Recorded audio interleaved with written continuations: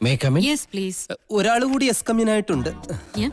Hi. Please take your seat. വേണ്ട, ഞാനിപ്പോ കഴിച്ചേ ഉള്ളൂ. ഇവിടെ വന്നിരിക്കും. ഇരിക്കാനായിരുന്നു. Sir, Oh. tea or coffee?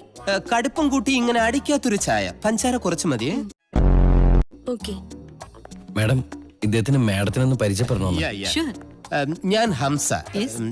അല്ല, ഹംസൻ MBBS. Oh, doctor ആണല്ലേ? അല്ല, വക്കീൽ.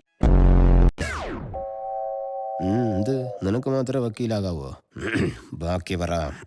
ഇദ്ദേഹം വലിയൊരു കോടീശ്വരനാണ്. അതെ.